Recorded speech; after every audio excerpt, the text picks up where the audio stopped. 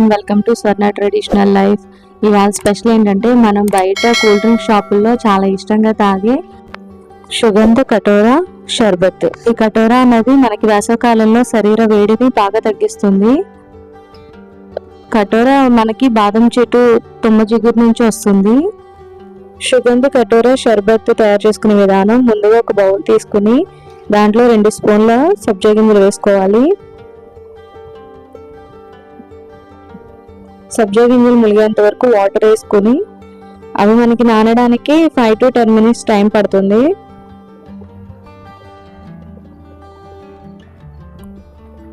తర్వాత ఒక table spoon కటోరాని తీసుకుని అందులో ఒక గ్లాస్ వాటర్ వేసుకున్న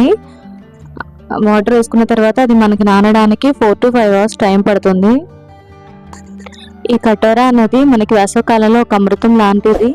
ఇది పిల్లల్లో బలాన్ని పెంచుతుంది, పెద్దవాళ్ళలో ఒత్తిడిని తగ్గిస్తుంది, ఆడవాళ్ళలో హార్మోన్స్ ఇంబ్యాలెన్స్ చేస్తుంది, ఇది మైగ్రేన్ తగ్గిస్తుంది. ఇది పీచు పదార్థంగా ఉండడం మూలంగా ఫైబర్ రిచ్ ఫుడ్స్ అధికంగా ఉంటాయి. మనకి కిడ్నీ స్టోన్స్ ఉన్న వాళ్ళకి కూడా చాలా వరకు మంచిది.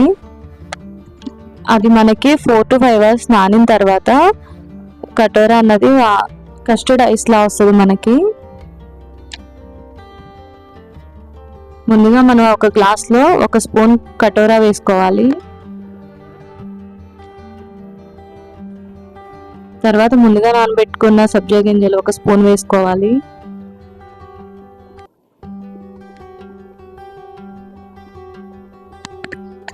తర్వాత సుగంధ 5 ml తీసుకున్నాను నేను.